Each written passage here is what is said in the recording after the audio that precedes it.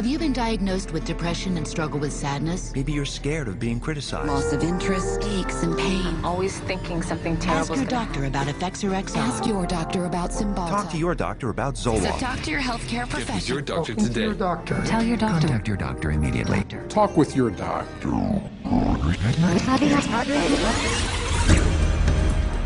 Over 40 years ago, leading psychiatrists met in Puerto Rico to map out their vision of the future. We see a developing potential for nearly a total control of human emotional status, mental functioning, and will to act. Their plan?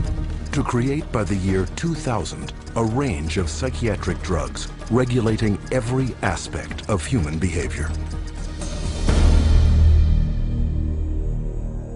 Yeah, I was diagnosed with depression and put on Paxil. ADD, and I was prescribed Ritalin. General anxiety disorder, prescribed Zoloft. Bipolar disorder, and I take lithium. PTSD, Zoloft. I was on Paxil. When they placed me on Zoloft. They gave me Adderall. I was prescribed Siptamu, Tegretol, Lexapro, Depakote, Stelazine, Adderall, Concerta, Orazine, Prozac, Lorazepam, Effexor, Clonazepam, Ritalin, dexamphetamine, Paxil, Cylert, Prozac, Adderall, Elavil, Depakote, Wellbutrin, Seroquel, etc., etc.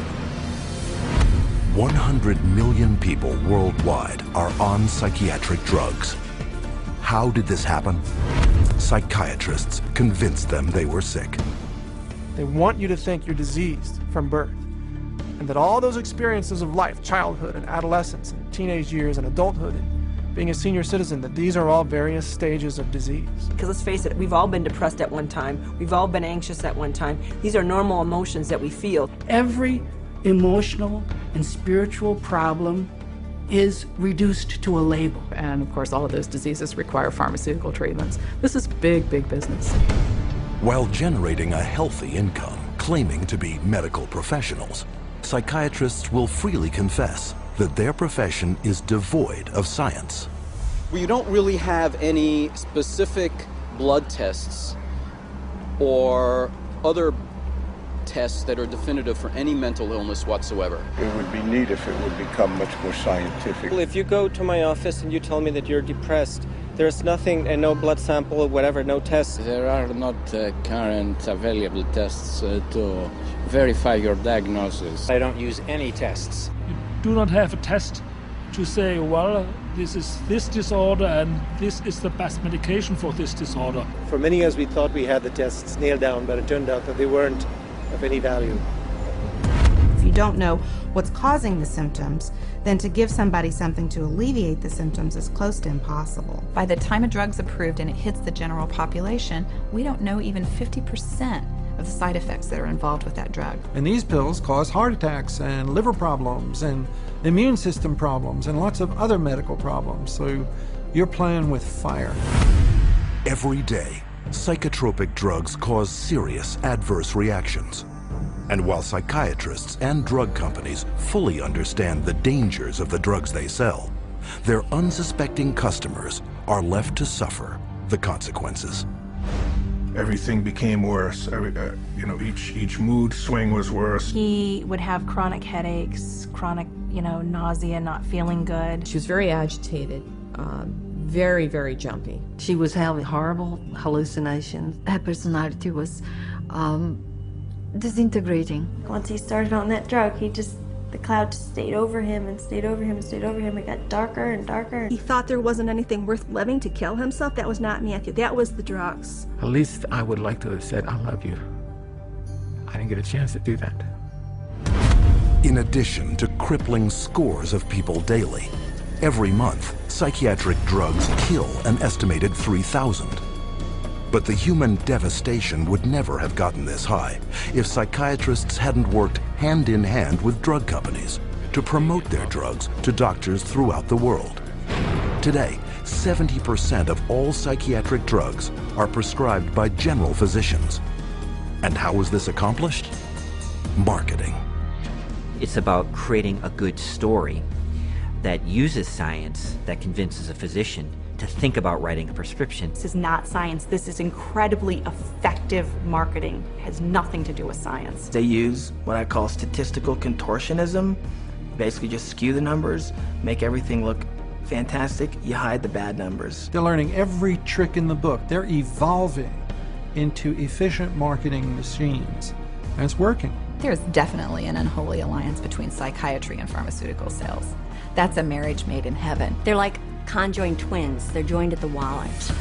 And with 374 mental disorders filling psychiatry's diagnostic manual, and more on the way, business is booming. Pharmaceutical companies have expanded their roster of psychotropic drugs from 44 in 1966 to 174 today. The top 5 psychotropic drugs combined gross more money than the gross national product of each of over half the countries on Earth. Altogether, the psychiatric industry rakes in $1/3 of $1 trillion a year. How could this have happened? It's a tale of deception that may be difficult to believe, but fatal to ignore.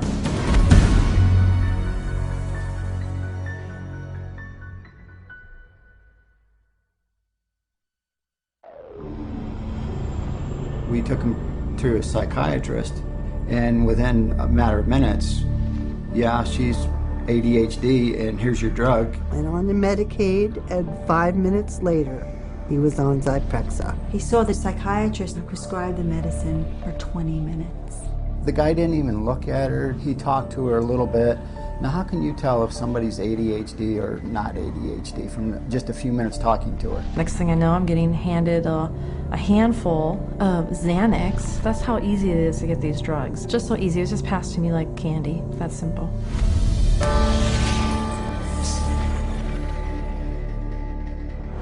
If a person were to walk in off the street, sat down with a psychiatrist, the chances of him being prescribed a drug before he were to leave the office, I would have to put it at 100%. Psychiatrists prescribe drugs. They might have different ways of diagnosing, they might have different ways of interacting with a patient, but it's rare to find a psychiatrist that uses no drugs. The psychiatrists today are, in quotes, admitting they can't cure these mental illnesses, and they're therefore going to manage your illness by using a drug. 50 years ago, a person who was going through a divorce would have relied on family, friends, clergy, and even the family doctor to a certain extent for conversation to work through the issue. They certainly wouldn't have been medicated. That was before the era of psychotropic drugs. Psychiatrists, occupying the lowest rung of the medical profession, worked almost exclusively in mental institutions. With no cures, there was little chance they would ever be respected by the public and their peers as real doctors. Psychiatrists had for years been on the fringe of medicine.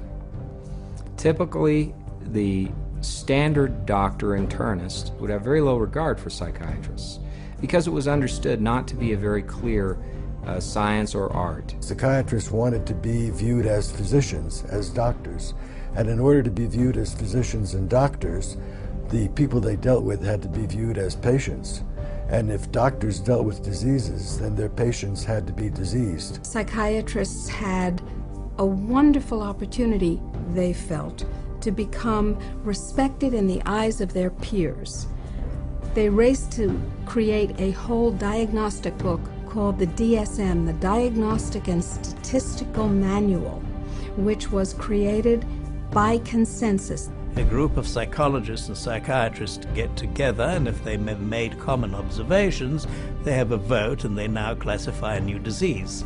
And they give it a number and it graduates into the DSM classification. And it's a dangerous book. It's a book that has many disorders that could apply to any one of us, because the disorders are not real medical diseases. And it's things that apply to nearly all of us at times. Are you afraid of meeting new people? Are you afraid to speak in front of a large crowd of people? Does it make you nervous to go and to talk to your boss about a complaint? You can invent a mental disorder based on a checklist of symptoms, and that is exactly how the Diagnostic and Statistical Manual, the billing Bible for psychiatry, works. Since the DSM's first edition in 1952, the number of diagnoses has steadily grown.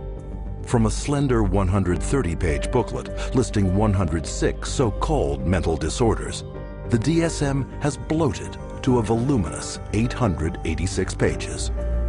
It is only through the use of this book that psychiatrists can diagnose, drug, and bill for services.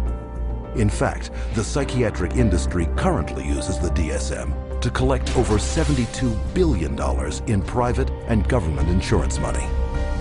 The DSM is used to diagnose and then give a label, and the label is used for billing purposes. That's how they get paid. You have to have a term in the Diagnostic and Statistical Manual in order to then call it a disease and treat it as a disease and write a prescription for it. And so because they can vote it in, they can create, and then the drug industry can just take over and market their drugs for those new disorders. And those drugs were welcomed by psychiatry leaders because it made us real doctors. Of course, first the public had to believe that there was something wrong with them, and that that thing wrong was biochemical, and that that could then be treated by a drug which was supposed to cure all. And so it was relatively easy, I think, to say, well, look, let's start looking at mental illness as fundamentally a matter of chemical imbalance in the brain. Chemical imbalance is a term that's used as a marketing ploy, as opposed to anything that there's scientific evidence to support. Nobody has yet measured, demonstrated, or created a test to show that somebody has a chemical imbalance in their brain. Period. How do you market a drug that restores the chemical balance or corrects a chemical imbalance? How can you do that in good conscience if you don't even know what one is? The whole myth of the chemical imbalance was created to sell drugs. And while psychiatrists and drug companies have used this myth to make billions moving vast quantities of psychotropic drugs into the bodies of unsuspecting consumers, the public has paid the ultimate price. An estimated half of all Americans who commit suicide are on psychotropic drugs. Annually, psychotropic drugs are estimated to kill more than 2.5 times more people than are killed by homicide. And who is entrusted with protecting the public against these dangerous psychotropic drugs? In the United States, it is the Food and Drug Administration, FDA, whose psychiatric drug advisory panels are dominated by psychiatrists who shuttle between the drug industry, academia, private practice, and government, the so-called revolving door. The revolving door at FDA is one of the primary reasons why the system that we have works so poorly.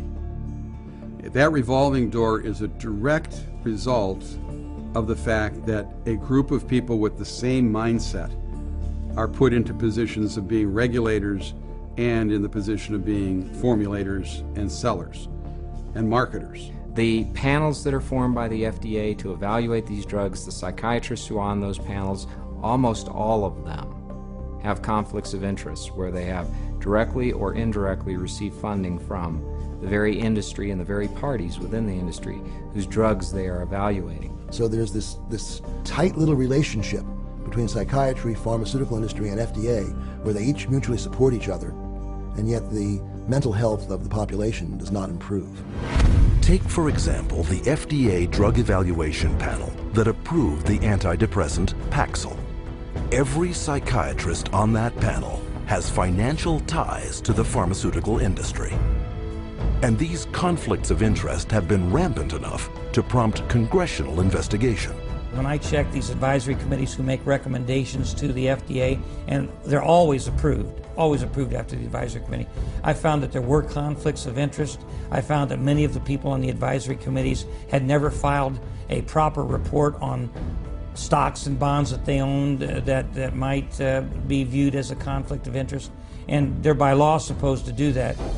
And this network of financial conflict of interest between psychiatry, the drug industry, and the FDA became even more entrenched in 1992, after passage of the Prescription Drug User Fee Act, also known as PDUFA. Through this bill, the FDA would be paid a fee of $100,000 per drug to ensure that psychotropic medications would be rushed through the approval process and into the hands of prescribers faster than ever. Congress told the FDA, your job is no longer to make sure drugs are squeaky clean safe before they get out on the market. Your job now is to hurry up and get new drugs on the market faster. It acted to set the priorities of the FDA so that if there was a fee paid for a particular drug approval, it could be put on the fast track and rushed to market with less than the usual scrutiny that the FDA would give it. And this fast track has traded safety for sales. Since the passage of PDUFA, time spent on drug evaluation plunged from almost 2 years in 1992 to only 6 months 4 years later. Meanwhile, the number of new drugs released to the public doubled. Though fast-tracking is disastrous for public safety, it reaps huge profits for psychiatry and the drug industry. Because the sooner a drug is approved, the sooner it makes money. And the money is big. Every day, the average psychotropic drug grosses over $7.7 million. One drug, Zyprexa, rakes in almost $12 million daily. And even though FDA now charges over $1 million per new drug application, the pharmaceutical fast track shows no signs of slowing. If you look at the relationship between the FDA, the pharmaceutical industry, and the psychiatrists, there's some kind of game that they're playing there. And what is the game? Well, you could say it's money, definitely money. And when you follow the money, you realize that there is no money in health. There's big money in disease. That's why all you hear about is managing disease or treating disease. You don't really talk about curing disease. And so psychiatrists have become mainstream doctors in America, and that is because of the pharmaceutical industry. They can thank the pharmaceutical industry because they become mainstream and because they have a lot more money than they used to. And the drug industry can thank them because now they have thousands of soldiers in their army distributing these drugs to everybody. From the smallest infant to the oldest senior citizen, no one is immune from any of the hundreds of fictitious disorders invented by psychiatrists that fuel a multi-billion-dollar psychotropic drug industry. And every day, psychiatrists are casting their nets ever wider. And all it takes? Another psychiatric label.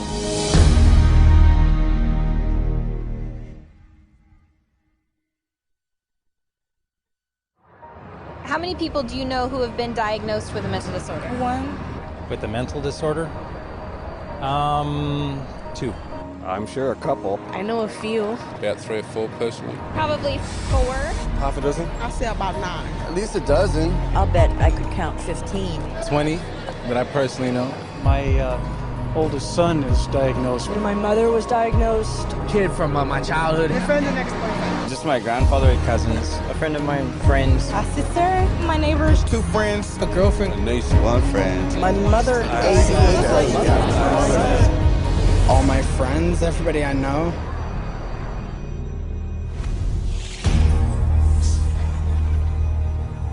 An apparent flood of mental illness is all around us. Where is this coming from? Psychiatrists, whose diagnostic and statistical manual can label anyone walking the earth today as mentally ill. Psychiatrists, I believe, they look at every human being and they divide humans into 2 classes, clients and potential clients. We see this no more prevalent in any field than in the field of the mental disorders, where one disease after another is invented and then popularized and the public is made to worry about it. It's a disease mongering. It's the selling of sickness. You know, sometimes it's a drug in search of a market, and it's giving public awareness to minor conditions with the ultimate goal is to sell more medications. It's not caring for people. When you run out of symptoms, you don't have any more clientele to market to. So you have to invent disease. And with psychiatric medications, you can invent diseases all day long. Look at human variation. Everyday things like shyness, sadness, or even situational depressions like grieving, postpartum depression, they all become studied and prescriptions start to get written for these drugs. Before these drugs were introduced in the market, people who had these conditions would not have been given any drug at all. And so it is the branding of a disease, and it is the branding of a drug for the treatment of a disease that did not exist before the industry made the disease. Case in point, shyness, a common life situation, voted by psychiatrists into their diagnostic and statistical manual under the name social anxiety disorder. You know, people are nervous. Well, they come up with, say, social anxiety disorder. SAD, they'll call it SAD. And the connotation is that everybody ought to be happy and that here's a drug that can make you happy. So that a common occurrence, which is every now and again everybody's sad, we ought to be treating with a drug. Well, then they'll get this PR firm to drum up business for this. They'll put out all these studies that find, you know, there's so many people afflicted with this SAD, you know, and they'll start putting it in magazines, they'll start putting it on TV, they'll start a patient advocacy group that say, you know, that we're all affected by this, and then they'll come out with Paxil works for this. So they go to the FDA and they said, well, we ran this study and this works for this new invented disorder. And that is SAD, social anxiety disorder. And millions of people suffer from it. And it's purely fictional. It's a normal human emotion that everybody experiences at certain times or another, but they make it into a disease. Paxil, once it got approved by the FDA as the first antidepressant to be used for social anxiety, it took off huge. And it just moved from number 3 in the market amongst its peer drugs to number 1 in the market. Social anxiety disorder is just one of many made-up psychiatric disorders fueling the boom in psychotropic drug prescription. Psychiatrists work to promote what the latest disease is going to be. These days, bipolar is getting that same type of promotion. Everybody's being educated about their bipolar illness, when in fact, we know having emotional ups and downs is distinctly human. Now bipolar is thrown around like water. You've got bipolar, I have bipolar. If I'm up today, I'm manic. If I go home tonight and I'm depressed because I'm tired, that shows I have bipolar disease. It's a lot of hokum. Have you ever worried with seeing all the increased media on it that you might have a mental disorder? Yes. And which one is that? I would say bipolar. You know, they talk about bipolar a lot. Bipolar, I've known a lot of bipolar. 2 friends from both of them were like diagnosed with bipolar. My neighbor, she was bipolar. I was diagnosed with bipolar. My mother had bipolar. He was actually bipolar. Schizophrenic bipolar. Bipolar and obsessive compulsive. Bipolar and ADHD. Bipolar disorder. Bipolar, yeah. Bipolar situation. Bipolar. Bipolar. Bipolar. Bipolar. Bipolar. There are 3 personality disorders, and then the most recent is bipolar. And that's just been in the past year. Spearheading the popularizing of bipolar disorder, especially in children, is psychiatrist Dr. Joseph Biederman, a paid speaker, advisor, and researcher for 25 different drug companies. In 1996, the drug companies funneled all this money to this Dr. Biederman. He's well known. He's the one that came up and said that there's bipolar disorder in little kids. This was unheard of. There was no bipolar disorder in any kids. He came up with the study and published the articles out all over the world, and other doctors followed his lead that bipolar is in little kids. Due to the constant promotion by Dr. Biederman and his colleagues, there has been a 4,000% increase of the diagnosis of bipolar in children since 1994, while the number of antipsychotics prescribed to them has leaped 5-fold to an estimated 2.5 million prescriptions. In 2008, Dr. Biederman was exposed by a Senate investigation for failing to report $1.6 million in personal income from pharmaceutical companies. But the damage had been done. Because of the bipolar fad created by Dr. Biederman, antipsychotics, some of the most powerful psychotropic drugs being prescribed, are psychiatry's drug of choice. The top 3 best-selling antipsychotics together gross $25,000 every minute. And no matter how big the psychotropic drug industry gets, psychiatrists are hard at work providing the diagnoses to make it even bigger. Let's say this is the pie right here of the of a certain class of medications, and this is a pretty profitable pie, and everybody wants a piece of that pie. But what would happen if we made that pie even bigger? And how you make the pie even bigger is by expanding the uses for those drugs. They've already got a drug that's approved on the shelf.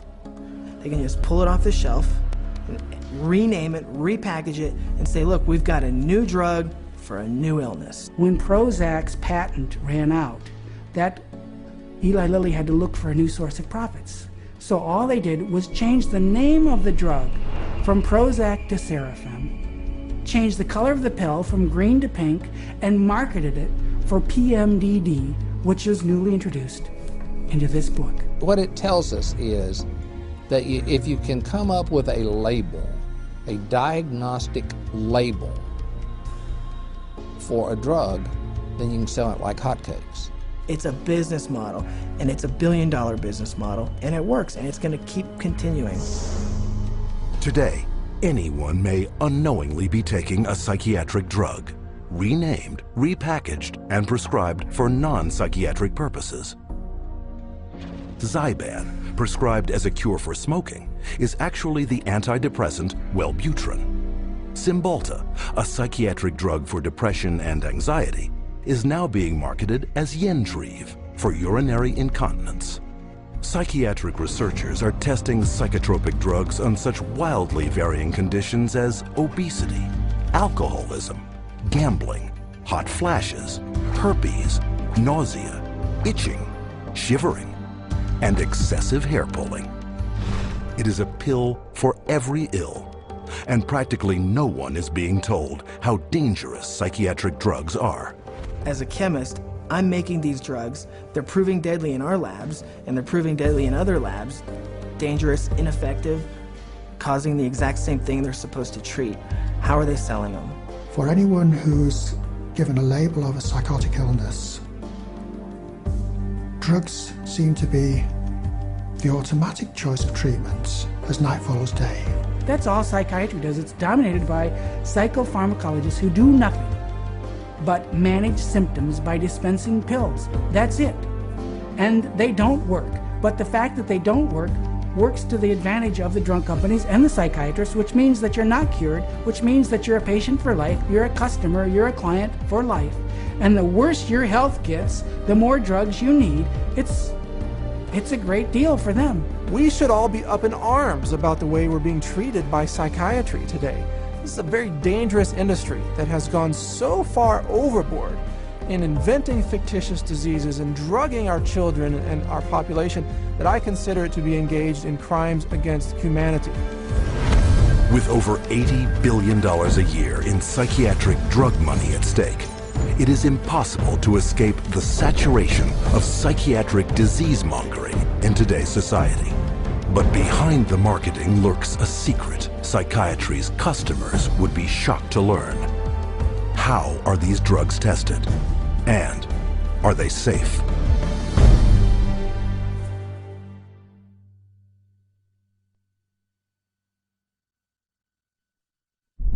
No one knows precisely how these psychiatric medications act. We don't know if I give you a medication if it is going to work or not. There's not a great deal of scientific support for using them. I myself, I try to pick a drug whose side effects might be useful. You have to choose what is the best option. We don't have sure methods. There are no rules. Everything it's an art, really. Often it's trial and error. It's a kind of a trial and error. It's trial and error. Some degree of trial and error, I guess. A blind man's bluff or something like that. You never know if it's the right drug. It's a much more complex subject. There's always going to be huge surprises, and that's what makes it so difficult. The best psychiatrists in the world will mess up all the time.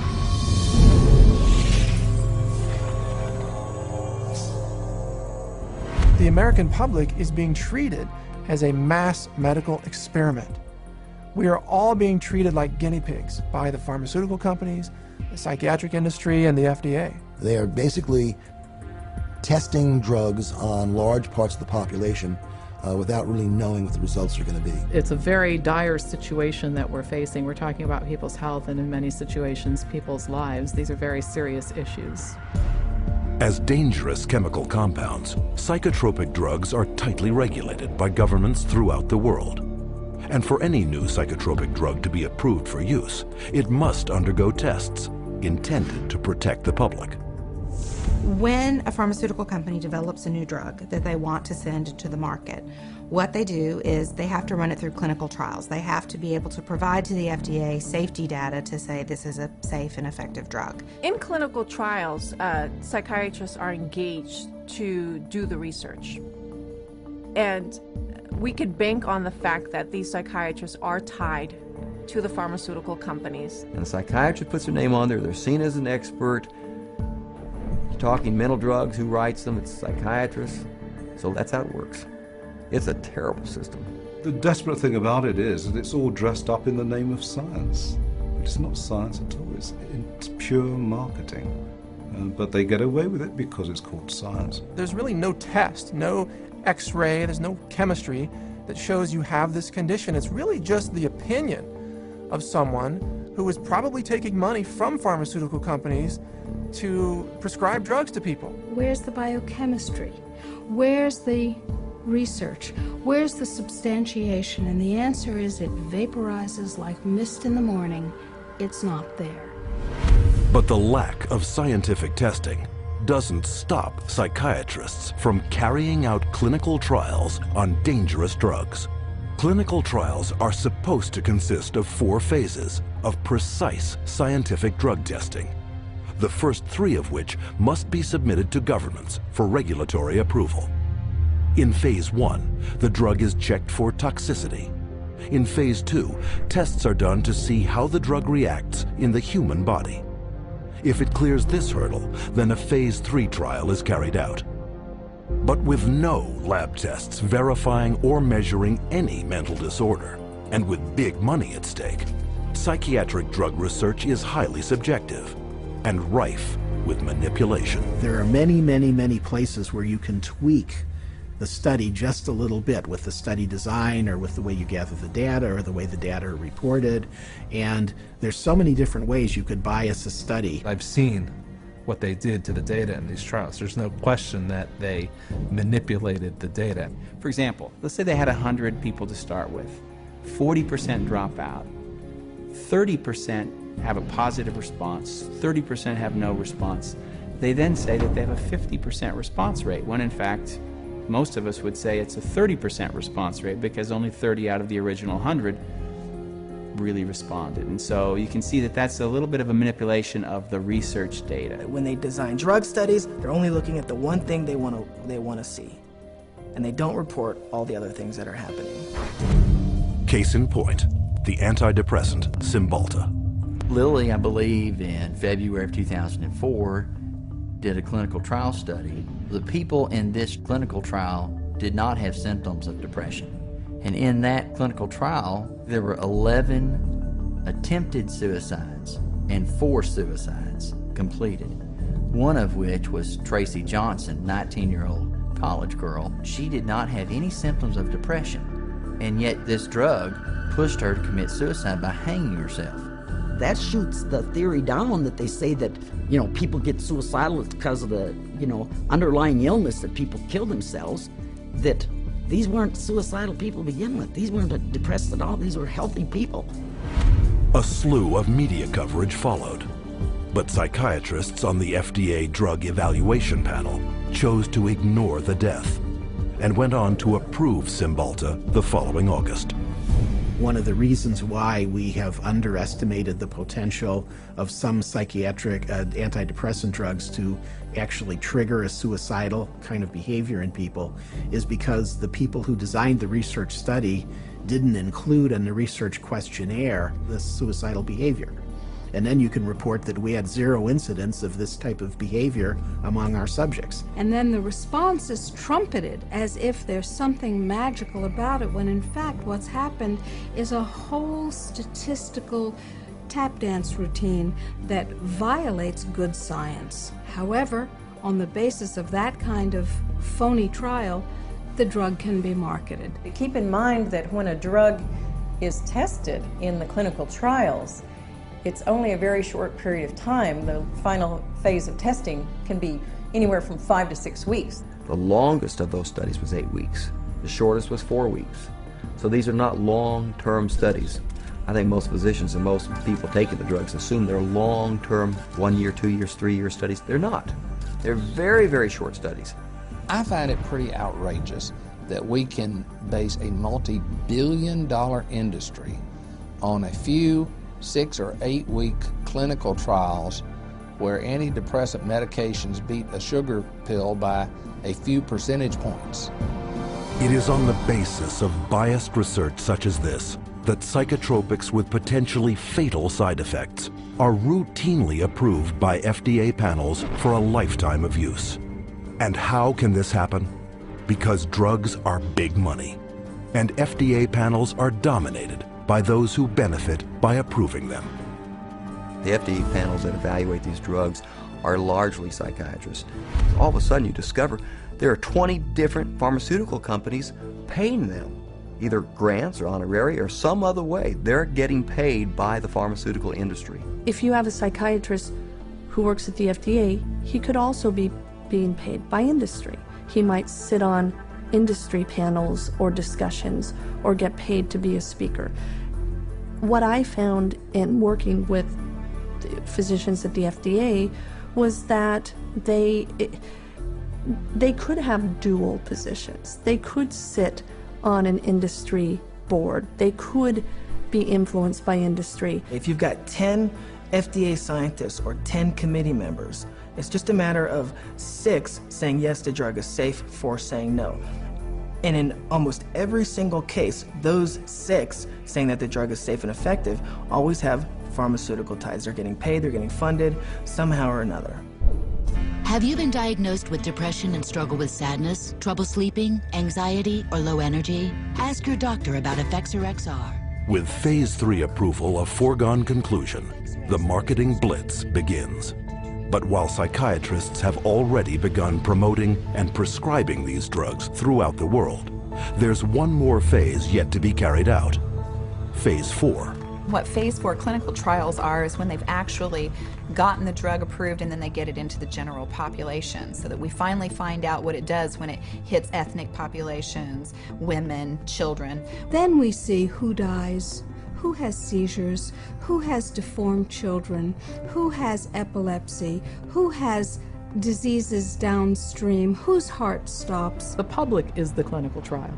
That's where we find out the problems with these drugs. This is an experimental stage, and it's so much so that one consumer protection group has advised patients that they refuse a prescription for any drug that hasn't already been on the market for 7 years. So if you're taking a drug that's only been out for a year or 2 or 3, you are a guinea pig. And the experimentation doesn't end here. Additional psychiatric drug trials take advantage of the invented disorders in psychiatry's Diagnostic and Statistical Manual to rake in even more profits by targeting the most innocent of all. If they test their drugs on children, then they get a 6-month extension on their exclusivity period or patent period. This psychiatric drug research center in Texas uses advertisements to lure in child volunteers. And once inside, they're further enticed with the simplest of tricks. This is where they're going to be playing. We have Game Boys, we have Xbox, we have 5 TVs. They come in here and they help themselves to crackers, cookies, free candy, free crackers. Everything is paid for. You don't pay for anything. But these perks are just bait to coax children into ingesting powerful psychiatric drugs known to cause suicide and violence in their own age group. These are drugs that would cost maybe several $100s a month in a pharmacy. They actually are getting them free in research. We love children, and we just love children because they're our future. By conducting those tests on children, they get a financial incentive that's worth over $1 billion. Those are the facts. You make of them what you will.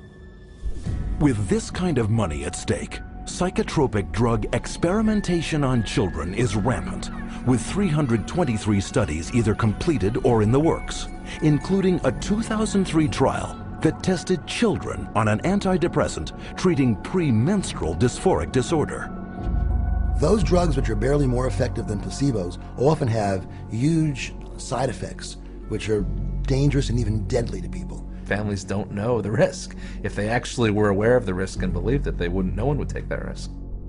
The psychiatrist she didn't say one word to me about what was going to be the effects of the drugs. No side effects listed, no. Well, let's sit down, we have to talk about this. At that point in time, he said, well, this doesn't have that type of reaction on any children, you know, that it's very safe. If he had told me then what I know now about it, I never would have taken it. She said, oh, Beth must have been on Paxil. That's the only way she would kill herself. And I said, well, what is this? How do people know this? I didn't know anybody would know something like that. And we went on the internet, and all of a sudden you find out it's not uncommon. But it's not uncommon for people to become psychotic on these drugs. We're entitled to know the truth before we give a mind-altering drug to our children, our wife, our mother, our father, ourselves. We don't really know what they're doing. That's what scares me. It's all made-up theory. There are no facts about what these drugs really do. And if someone said, well, we don't know what this is going to do to you, good or bad, would you take that medication? Now that is not the practice of medicine. That's the practice of marketing. And this practice of marketing is taking lives. And the poor patient doesn't even know it. But in the testing and marketing of psychotropic drugs, money trumps safety. The top 10 most prescribed psychotropic drugs gross over $26.5 billion annually, more than double the amount of new money put into circulation every year by the United States Mint. But to make this kind of money, psychiatrists first have to convince the most crucial market segment of all, those with the power of prescription.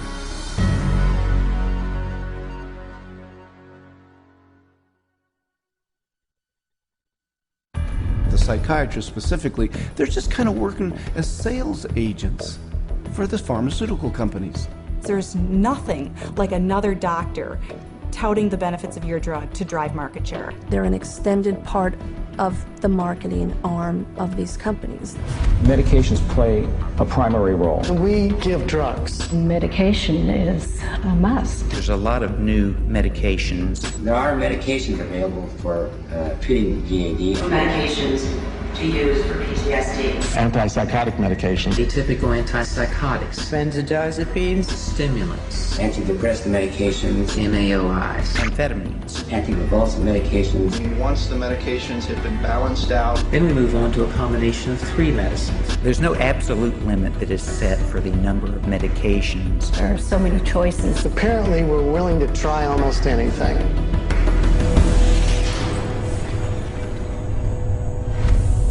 Psychiatric drugs can't be sold without a prescription. So pharmaceutical companies hire psychiatrists to promote psychiatric drugs to their fellow prescribers. The money trail starts at the world's most prestigious medical schools, in the offices of highly influential university-based or academic psychiatrists. With their seal of approval, pharmaceutical companies make billions on psychotropic drugs.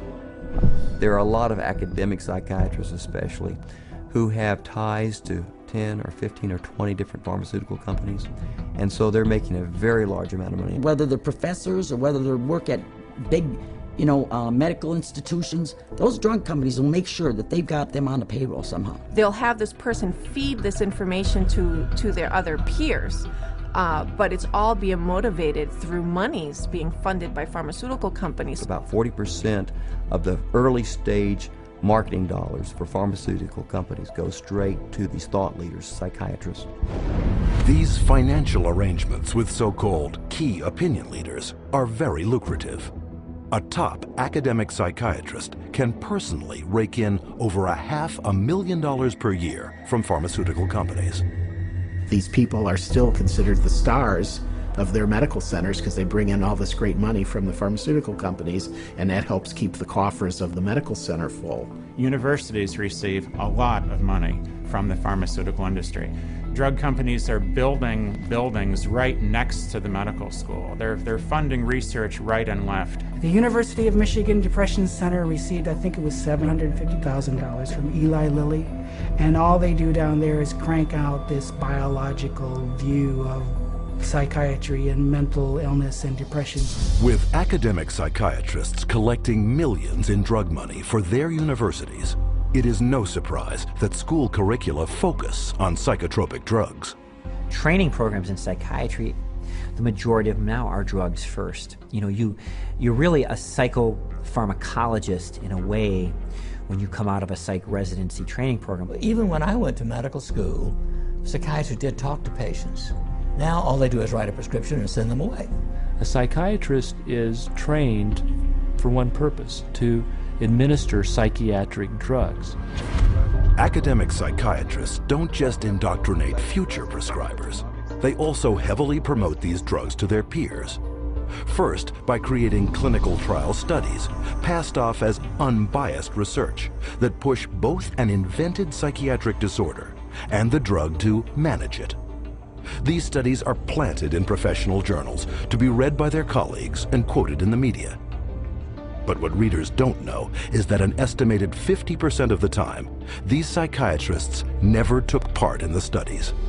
One of the most unethical practices we're aware of is ghostwriting of journal articles, where somebody at the pharmaceutical company will write the paper and the academic physician will put his name on it and get it published in a major journal when he maybe changed 3 or 4 words in the whole article, and the article was basically written as a marketing tool by the drug company, and yet this academic puts his name on it as if he's the author. He has had no part in the study, and also he probably hasn't even read the study results, but he is prepared to receive $10,000, $20,000 to put his name at the front of the research, which gives it added authority. Ghostwriting is so common that even the psychiatrist running the FDA department evaluating psychiatric drug safety has attached his name to ghostwritten articles. The average physician picks that up and reads it. He believes it. And it's not a mystery that he would believe it. It seems reasonable that it's in black and white, it's in a good journal, it's in the New England Journal of Medicine, it must be true. These journals are often sent free to psychiatrists and doctors under the guise of legitimate medical research. And why are they free? Because pharmaceutical drug ads reap huge revenues for their publishers. So if you go through a medical journal, you'll see page after page of advertising for bipolar disorder and treatment of using medications, or advertisings for depression and treatment of using medications, schizophrenia. So it's really everywhere. I remember just a couple of years ago, the first time I opened the journal from the American Psychological Association called the APA Monitor, and there was a multi-page ad, high gloss, very expensive, for Concerta, which is time-release Ritalin. I resigned from the American Psychological Association. I wasn't going to be part of this whatsoever. It's very hard when your major source of income is advertising and advertising placement to write an article that's negative about a particular drug and expect that company to continue to buy ads in your medical journal. So that's a major issue. But psychiatric key opinion leaders aren't satisfied with filling medical journals with ghostwritten articles. They also spread the gospel of psychotropic drugs at conferences in continuing medical education, or CME. Physicians and nurse practitioners and physicians assistants are mandated to take a certain amount of continuing education credits every year. Well, 70% of all continuing medical education is now funded by the pharmaceutical industry. That seminar is going to be taught by a professional who is employed by the pharmaceutical company.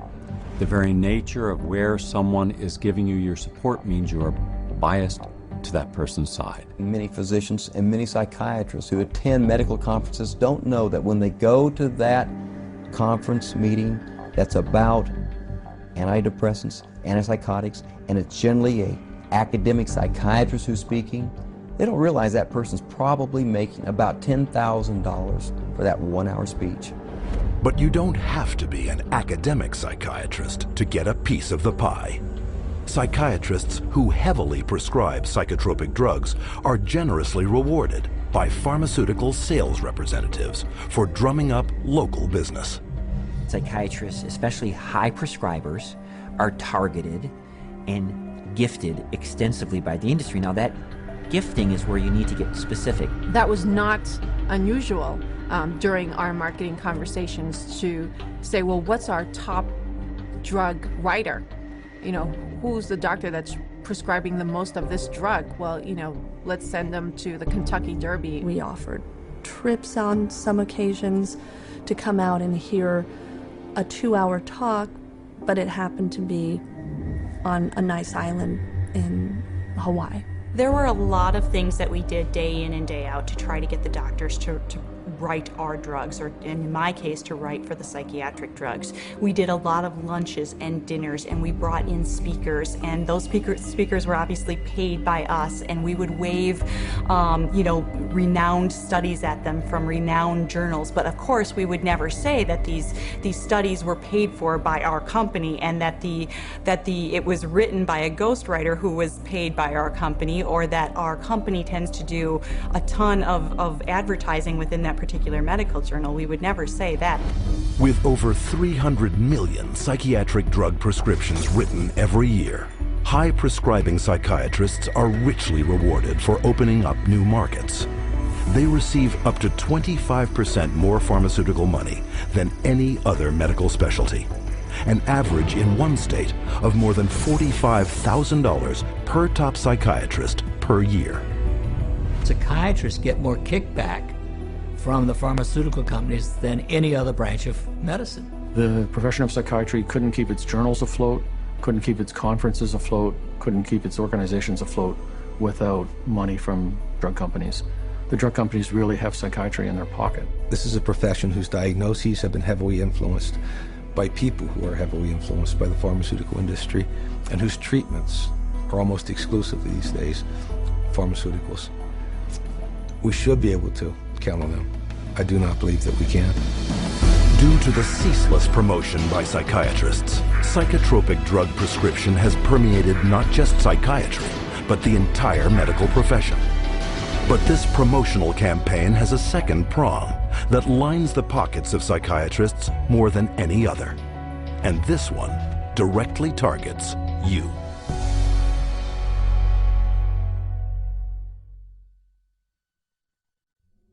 Abilify helps control symptoms of bipolar mania. Ask your doctor about Effexor XR. Paxil, the most prescribed medication of its kind. Prozac Weekly is here.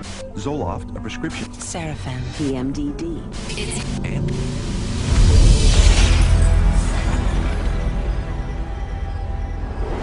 psychiatrists and drug companies don't hype psychiatric drugs only to fellow prescribers. They also pitch them straight to the end user, you, counting on you to walk into their offices and demand a prescription. The direct-to-consumer advertising is instilling the notion in every human being that something is mentally wrong, something needs correction. That drives people to see a psychiatrist to help to mitigate this by dispensing the medication, by dispensing a drug that they have had pushed on them on countless television ads, countless magazine ads, and countless print ads that say, hey, there's something wrong with you, go get help for it. Nowhere is this explosion of direct-to-consumer advertising more obvious than on television. It wasn't always this way. Until recently, advertising psychiatric drugs on TV was severely restricted. But in 1997, the FDA was persuaded to relax their rules on advertising in the media, in direct violation of Article 10 of an international treaty signed at the United Nations. Every 5 minutes there's a new drug ad. And this is not by accident, this is cold, canny, scientific design. The ads are fundamentally of two types. One type of ad is a effort to try to get the patient to take the drug company's drug. Abilify helps control symptoms of bipolar mania and reduce... But then the second kind of direct-to-consumer advertising is the you're sick and you didn't know it advertising. You could be suffering from generalized anxiety disorder. Because they want to create sales, so what they're going to do is tell people, do you have these symptoms? Do you have this disease? Do you have this particular condition? But they hit it so hard on television that people say, ask your doctor, ask your doctor. Every commercial is a referral to the doctor. See, they're working for each other. Ask your doctor about Cymbalta. Depression hurts. Cymbalta can help. I can go to my doctor and say, here are my symptoms, and walk out with the prescription I want. I can ask for a drug by name, and most of the time I'll be given the drug. So basically I'm my own doctor. The industry defends what it's doing by saying this is some kind of public health education campaign. And I'm sorry, I think if you go to an advertising agency, you're advertising.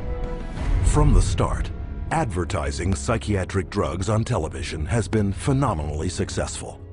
In just the first 3 years, sales of psychiatric drugs skyrocketed by 250%. With grosses now hitting record levels, the drug industry is spending $2.9 billion a year in TV advertising alone.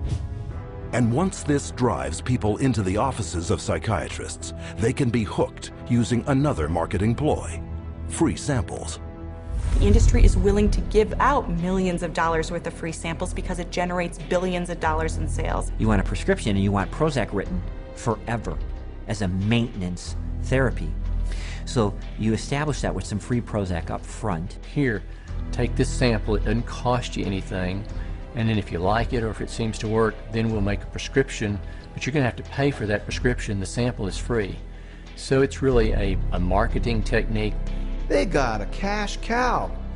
Zero refill means you've got to go back to the doctor for another consultation, for another subscription, and it just goes forever.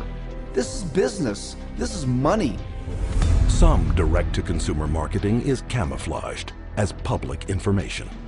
Psychiatrists regularly appear in the media, warning the public of the latest mental illness epidemics and hawking their latest breakthroughs. They write articles planted in newspapers and magazines that further their mental health awareness campaigns. Even patient advocacy groups claiming to offer unbiased information on psychiatric drugs are, upon closer inspection, pharmaceutically funded front groups managed by psychiatrists. They were started specifically by the industry themselves, and the public isn't informed of that.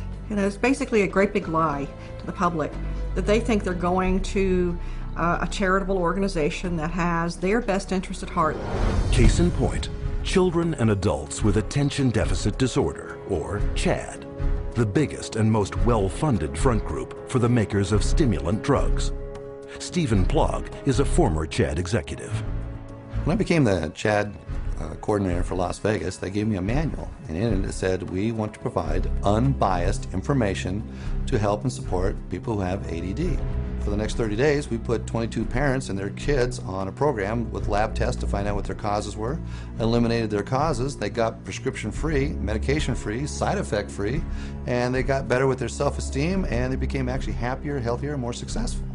Chad found out about this, called me up and says, we do not allow people to talk about nutrition in any of our seminars. We only prescribe going to a psychiatrist who will only prescribe drugs and therapy. So they said you can no longer work with us, and they fired me for simply recommending that parents go get a lab test, find out what the causes are, and eliminate the causes. They do not allow that. They only allow medication and psychiatric treatment. Psychiatric patient advocacy groups also promote psychotropic drug treatment by broadly issuing public marketing surveys disguised as medical questionnaires. You can take a survey of maybe 16 questions. And if you are a normal human being who's lived through ranges of emotions of normal life experience, if you've known the exhilaration of the birth of a child, a niece, a nephew, and the devastation of a divorce and the loss of dreams, and answer honestly to those questions, you will diagnose yourself as bipolar. And the instructions that come back along with the diagnosis or the warning that you're probably bipolar say, print this out and take it to your doctor. And how simple is it for anyone to go online, answer typical life questions, and be given a psychiatric disorder? Here are some randomly chosen volunteers, people of all ages leading normal lives. Do you feel sad, blue, unhappy, or down in the dumps? Sometimes. I've had periods of great optimism and other periods of equally great pessimism.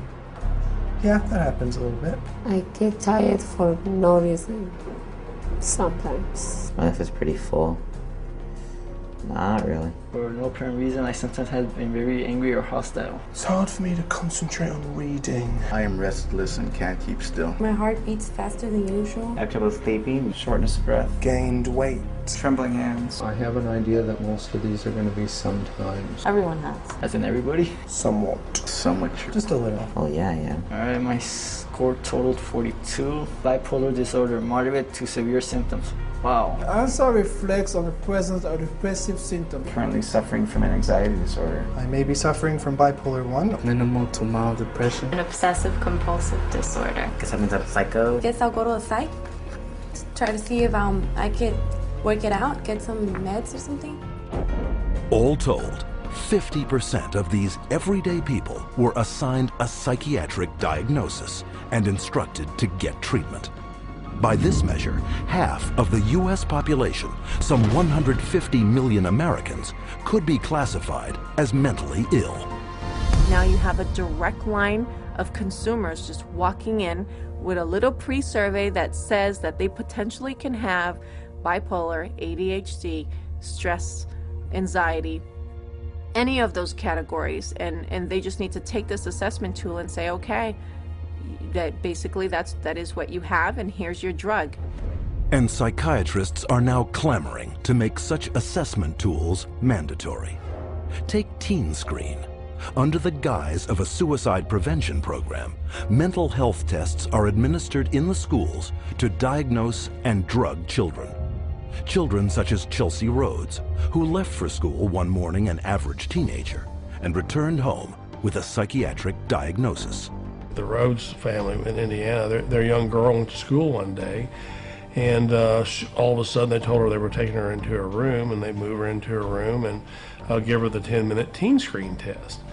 And shortly after taking the test, she's pulled aside in the hallway and she's told she has two problems, basically, two mental problems. One, obsessive compulsive disorder, and social anxiety disorder. Her parents were stunned, dumbfounded. They didn't know that Teen Screen was going to screen their child. They had not been asked permission.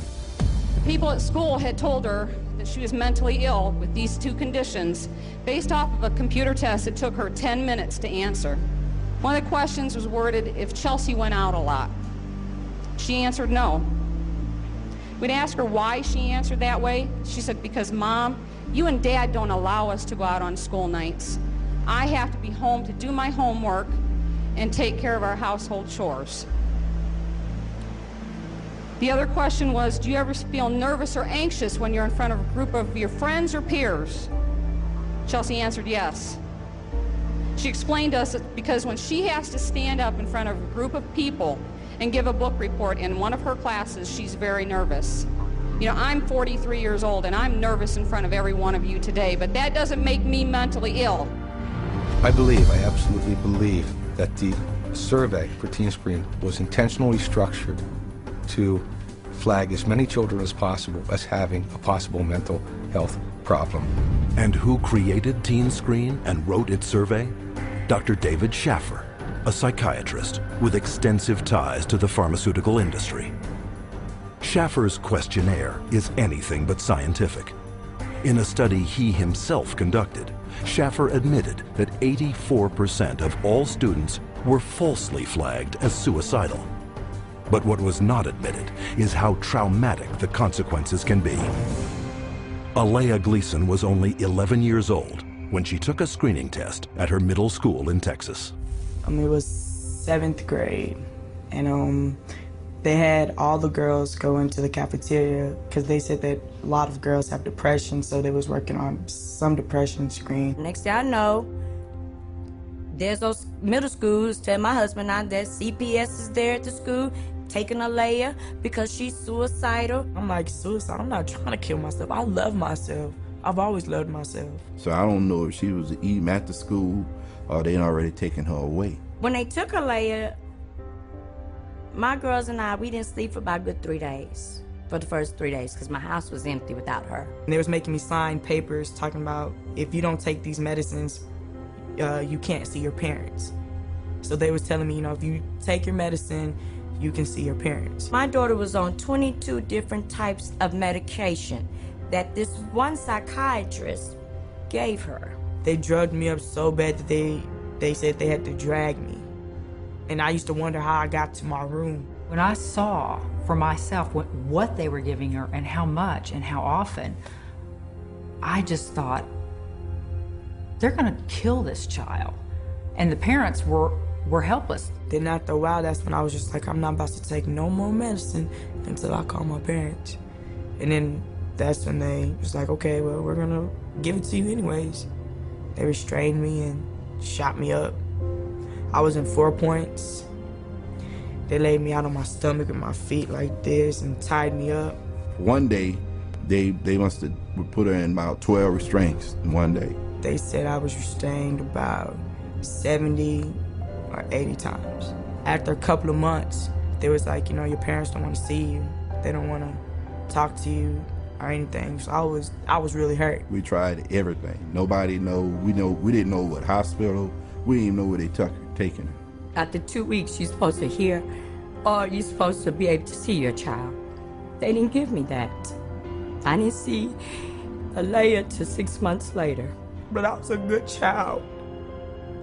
I didn't deserve for that. And he messed up a lot of things. To this day, I still wish that I could just go back and be like, man, you know what, I'm not even gonna take the test. I would always tell every parent I see, and they was asking me, don't do the team screening, because it will mess up your family. Psychiatric screening programs such as these are fast on the rise. Teen Screen alone is currently screening hundreds of thousands of school children in over 500 American schools in 43 states. Has nothing to do with helping kids, has nothing to do with mental health, has nothing to do with medicine. It has everything to do with the pushing of drugs. So it presents itself as being a wonderful, altruistic program, whereas in fact, I believe its cold-blooded and cold-hearted intent is to recruit more children into the very subjective diagnoses of mental illness and to treat those kids with medication. But the psychiatric drug push doesn't end in the classroom. Legislation has been put in place to screen all citizens for mental illness, including geriatric patients, war veterans, and pregnant mothers, all to be paid for by you. Psychiatrists benefit from both ends, from the pharmaceutical end for being paid to write the prescription, and then from the patient for being there to receive the prescription. It's an industry that cannot allow the human condition to go unmedicated, and I think this is where the problem begins. If everybody considers themselves to be sick in some way or more than one way, and that the only control, the only hope for their happiness is to be on pills for the rest of their lives, that's the goal. The pharmaceuticals and the psychiatric community are a cleanup, and that's what it's all about. It has nothing to do with helping our kids or, you know, their mental health. It's all about money. Today, drug companies spend over $5.3 billion a year marketing prescription drugs, almost 9 times more than a decade earlier. The result?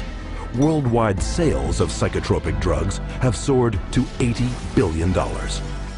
And all while psychiatrists willfully ignore the vast human tragedy they are creating.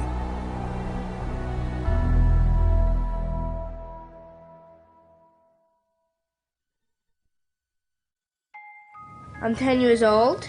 I'm going to read, I think, the side effects of a drug called Daytriana. The drug Adderall. Luvox. Cymbalta. Gyudon. Lexapro. Namenda. I have a question. Where do I find the side effects? How do I read it if it's so small? Just a bunch of letters squished together. I can't read this. This is the side effects of the drug. Side effects. Stroke. What the heck? Speech disorder. Eye disorders, vision blurred. Dry mouth. Nervous. Tremor. Dizziness, delirium, and coma. Tardive dyskinesia. They experience worsening of their depression. Aggressive reaction. Paranoid reaction. Psychosis. Serious cardiovascular events. Other serious heart problems. Heart failure. What? Suicide. suicidal thoughts, suicidal thinking and behavior. Increases the risk of suicide. An increased risk of death, sudden death. These guys must be kidding. Wow. This is gross. Seeing this on a warning label, does anybody have any clue what they're putting their kids into? This isn't good.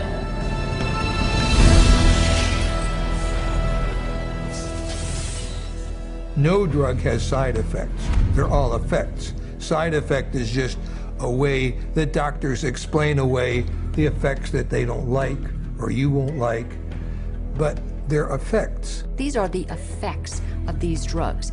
They're not just what might happen to you, they're what happen more often than not. We name them side effects because they're an unintended consequence. The antidepressant drugs not only don't make you happy, they have all kinds of negative effects on the system as a whole. These drugs are absorbed and distributed throughout your entire body, so they have side effects through all of your tissues and organs, including your liver and your kidneys and your nervous system. They destroy the brain, the neural net. They literally kill brain cells and cause all kinds of brain disorders. That's why we have they're not side effects, they're direct effects.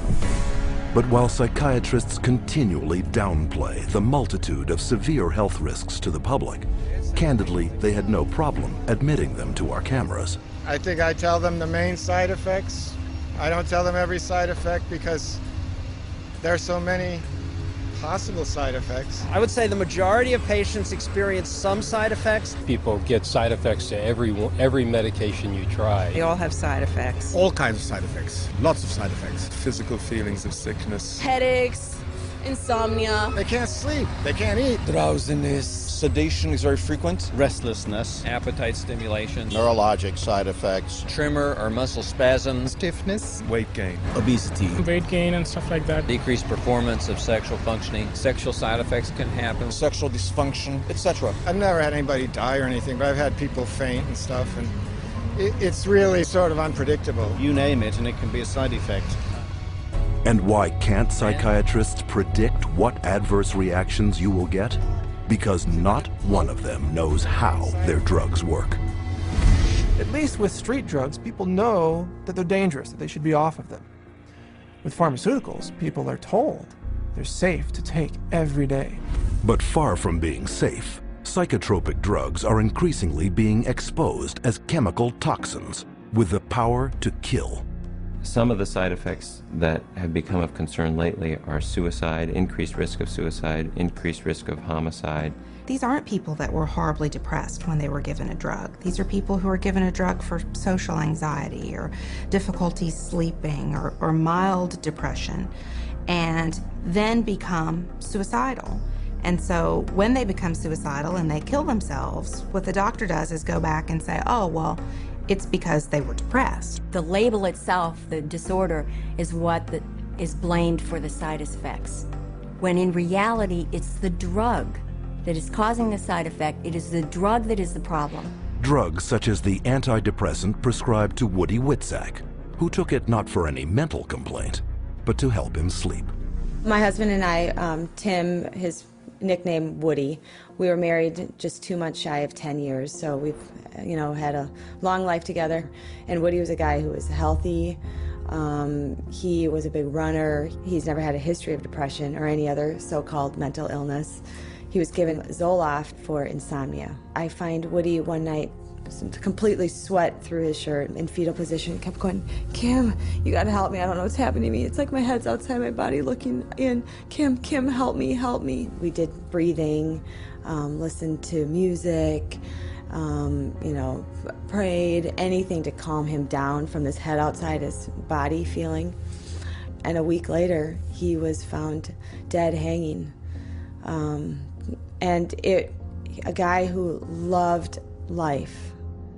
Psychiatrists claim their drugs save lives, but according to their own studies, psychotropic drugs double the risk of suicide, with one increasing the risk by a factor of almost 7. As a pharmacist who has been studying the problem for the past 7 years, I do see a glaring connection between the high use of these psychoactive substances and the rise of violence. If people knew that the mechanism was not known of these drugs, that they could cause, if there's a real chance for them to get a homicidal tendency or even suicide, if you take the drug, there's a chance you may want to kill yourself. And I could repeat probably a dozen other examples of significant self-inflicted harm or significant violence to others in patients who had never had that experience in their adult life. Patients such as Wyoming grandfather Donald Shell. Donald Shell was a man in his 60s, a gentleman, a family man, a funny man. He had had periodic episodes of depression, but never any real serious mental health issues, and became depressed, had a down period, went to a general practitioner, and was given Paxil. 2 days later, he shot his wife, his daughter, his 9-month-old granddaughter, and then himself. The first question the jury was asked, very telling question, can Paxil cause some people to commit homicide and or suicide? To which they answered yes. Donald Shell was on Paxil for only days before his murderous drug reaction. But long-term use of psychotropics has also proven to create a lifetime of damage, an unwelcome fact ignored by psychiatrists. In the long run, the side effects may actually be worse than an original condition. I don't think the average patient has any idea that the long-term use of this drug is now associated with very serious diseases, with diabetes, with kidney failure, with tardive dyskinesia, a movement disorder that's very serious and permanent and irreversible. You can be affected by these drugs in any part of your body, your brain, your heart, your kidneys. That's why people die early very often, because they are prescribed things, and the long-term effects are, in some cases, the death of the individual.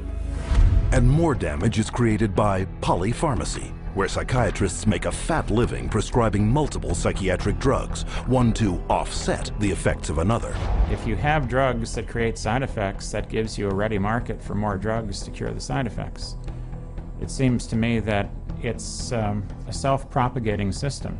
And what ends up happening is that each one of those new drugs that's added into the scenario brings on another symptom for which there's another drug, for which there's another symptom, for which there's another drug. And it just snowballs into a vicious circle of one drug causing the need for another drug. Sometimes people come and they're on such a cocktail of so many different drugs for so many different things. It's rare now that I see a senior citizen that is on less than 5 or 6 drugs at one time. Some 12, 15. One will lead to the next, and they're all toxic. This is how the game is played. And as psychiatrists spread their lucrative game of psychotropic drugging further and further into society, children have become the latest and most tragic of casualties.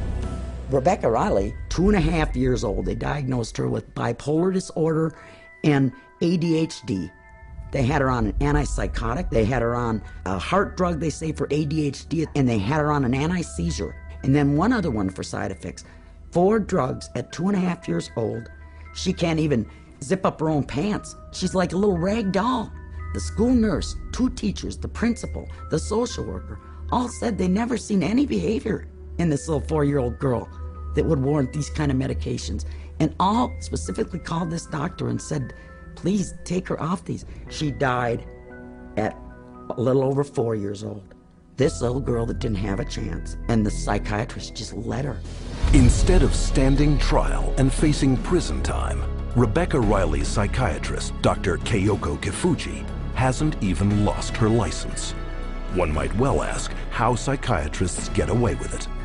The answer lies in a legal concept known as standard of care. The standard of care is based on what do other doctors do? What would a reasonable physician do in this situation? And the reality is that what most physicians do is prescribe medications. As long as they've done their paperwork properly and documented that this child had the symptoms that led them to this conclusion, they appear to be completely protected from any kind of a lawsuit as a result. The standard of care is what allows doctors to seriously injure or even kill a patient with total impunity. So the standard of care now has been implemented to where you can get away with, if you're a medical doctor, psychiatrist, you can get away with murder. And the death count keeps rising. Psychotropic drugs now kill an estimated 42,000 people every year. The cost to society is very real and very devastating. But the medicine they're practicing isn't real. It's a hoax. Profit always comes before patient safety, and they take a very short-sighted view. It's all about how can we make money today, not what price are we going to pay tomorrow. The trail of destruction that a psychiatrist leaves in his path is of no concern to that guy. It's all about money. And the money is big. Psychiatry is today over a $300 billion industry without a single cure. And as more and more breakthroughs are promised by psychiatrists, their running total of sick, injured, and dead victims continues to escalate. Unprotected, it is the public, you, who must fend for themselves.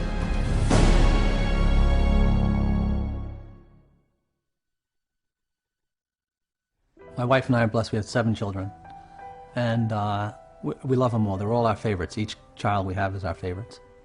And Beth was extremely special.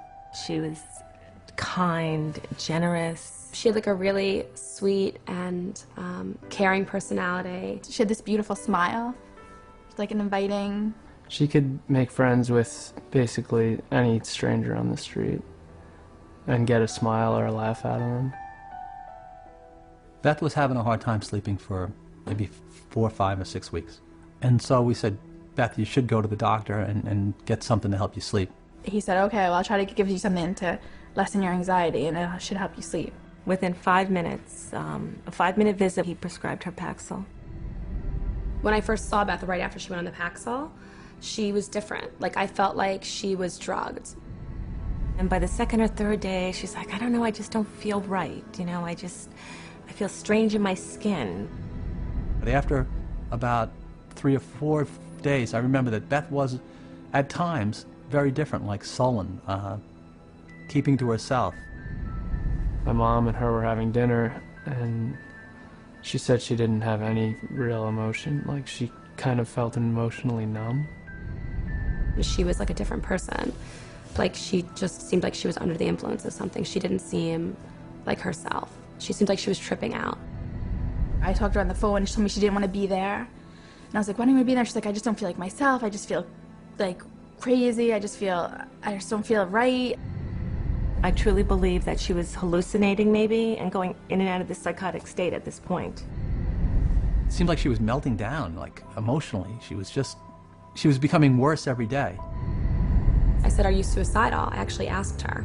And she laughed at me. And she said, no, I would never do that. I'm thinking in my mind, I'm just gonna lay down next to her and I'll rub her head and I'll talk to her and we'll try to figure out what we're gonna do because something's not right here. And my son Matthew was right behind me going upstairs. And when I got to the top of the stairs, I saw her hanging in the hallway. Then the police were all over the place and people were coming and going, and about 3 hours, 4 hours after my daughter died, one of my friends came over and said, you know, I was speaking to so-and-so, one of our other friends, and she said, oh, Beth must have been on Paxil. That's the only way she would kill herself. It just wasn't her. There was nothing in her that would have done that. She was the most non-violent, like gentle. It's a violent way to die. It had to be the drug. There was no other answer. If we knew what we knew now, Beth would be here with us today. I know that for a fact. The tragic story of Beth Winter is just one of many, a tale repeated wherever psychiatric drugs are prescribed. But psychiatrists insist you believe that their drugs are safe and effective because they are the mental health experts and you are not. But case after case proves that trusting them can have disastrous consequences. Psychiatry is pseudoscience. It's false science. It cannot withstand rigorous review if people would just look at the evidence. If they help anyone, it's not worth the risk to the people that are harmed by them. They are betraying every customer they have. They don't know what they're doing, and we need to educate the public to use their feet and walk away.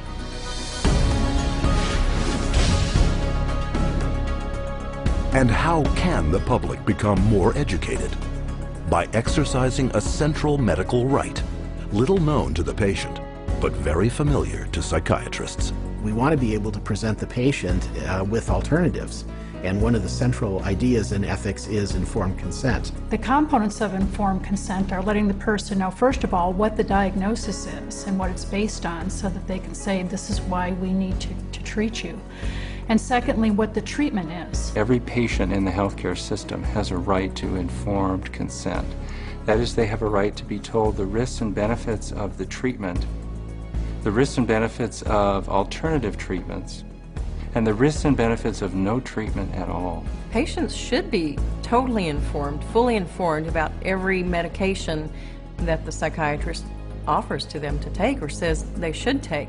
And studies confirm that very little full and accurate information about psychiatric drugs is getting through to the public. So what would full and accurate, informed consent on psychiatric drugs consist of? These medical doctors and experts have extensive experience in the subject. Their first point, psychiatric disorders are not actual diseases requiring medical treatment. It's true that there's no biological findings that really support any of these psychiatric diagnoses being medical illnesses. And the burden of proof really is the other way around. It's not that you have to prove that there is no biological science. The burden is on psychiatry to prove that there is. There's no blood test. There's no lab test. There's no x-ray. These are just clusters of behavior that a group of psychiatrists have voted that it's a disease. Can you imagine doctors having to have powwows to decide if a heart attack is a real disease or not? No, they don't have to decide that. They don't have to have a vote on that. They should be asking the doc, geez doc, where's the chemical test for that? Where is the objective test for this? And I guarantee you that they'll be told, we don't have a chemical test for that. There is no such thing as a chemical imbalance. And any psychiatrist that you talk to, if you ask him this question, they'll all admit it in private, but they won't admit it in public. It's a scandal. So this is all subjective. Nothing objective about psychiatry. 2, there is no scientific proof that psychotropic drugs resolve any mental problems. Since there is no measurement for these psychiatric diagnoses, because they're really just subjective, for the same reason there really can't be a measurement for the effects of the drug. In terms of medication, the evidence that's claimed is the medications are highly effective and not very toxic. But actually, in fact, the data in psychiatry are very clear that that's not true. What is true is that the medications are barely, if at all, more effective than placebo. You're selling drugs to people under false premises, under a disease that's been invented. So how do you measure efficacy among a disease that doesn't even exist? 3, psychotropic drugs mask symptoms and come with severe short and long-term side effects. Whatever problem you're being treated for, whether it's depression, real or otherwise, or cardiovascular disease, medicating away the symptoms is not solving the problem. The patent medication gives the appearance of having helped because in the short term, it usually doesn't show the bad effects that are going to happen in the long term. So it's very deceptive. The longer the patient's on the medication, the worse the prognosis is. None of these medications hit precise targets. You begin accumulating all kinds of collateral damage. In other words, other organs in the body are actually harmed. So for the first time, we're seeing kids in grade school or middle school who have type 2 diabetes and who have the beginning stages of cardiovascular disease. So you see Parkinson's disease, you see tardive dyskinesias, you see other movement disorders. Is it true that we're now seeing a lot of deaths from psychiatric drugs? Absolutely yes. 4, psychotropic drugs can cause dependency and addiction. One of the hallmarks of informed consent with psychiatric meds is You have to discuss the potential for addiction. The vast majority of psychiatric drugs create psychological and physical dependency. Most patients that I've seen that were on these drugs have difficulty getting off of them. It's rare for somebody to just be able to stop it without a problem. 5. Most mental problems are caused by an underlying physical illness. Many physical conditions can cause mental problems or what pose as psychiatric symptoms, but the psychiatrist, in the records I've reviewed, psychiatrist does not do an in-depth study of what could be causing the problem. And if the doctor isn't taking the time to find the cause of those symptoms, then unfortunately those symptoms may continue and there may be a serious underlying medical disorder that's being overlooked. The question is it better to treat depression with a drug, or is it better to treat depression by trying to figure out what caused the depression and working it out with the patient? Dehydration can make you exhibit symptoms of depression. Sleeplessness can make you exhibit symptoms of depression. Eating a terrible diet, hypoglycemia, being sedentary, all of these things are biological reasons for having symptoms of depression. I have in my practice children who are misdiagnosed as having ADD, ADHD, who really have Lyme disease. 70% of all what are classified as mental illnesses actually have a physical cause, a physical problem causing that. 6. No matter how severe the emotional or psychological distress, there are many effective options that do not involve psychotropic drugs. Once you've proven that there is no problem in the body and that there is no malfunction in the brain, then you have to begin to address these other levels of the self. And I think that's what psychiatry has completely stopped doing. There are very few conditions that cannot be treated by other methods than the use of drugs. Any forces that impinge on medicine that make us think that the drug approach is the only approach is undermining good patient care. And because most non-drug options are rarely told to patients, true informed consent is almost never given. When you get into informed consent, it's almost a responsibility of the patient to make an inquiry about the hazards of the drug and not rely on what the psychiatrist or physician tells them. We can't go in and abdicate our responsibility as consumers simply because somebody has an MD after their name or someone is a psychiatrist and we think they know more than we do. The best way to protect yourself is to educate yourself, is to ask questions not only of your doctor, but to do your own research. Don't be ignorant, be informed. Get information from as many places as you can. That's how you'll be an intelligent, skeptical consumer, and that's how you will protect the safety of yourself, your children, and your entire family from this industry of death known as modern psychiatry. And as modern psychiatry has permeated our world over the last 50 years, so too has psychotropic drugging. But there is a way to expose this medical abuse by reporting all complaints and adverse psychiatric drug reactions to your National Drug Regulatory Agency. MedWatch is the federal reporting program in the United States.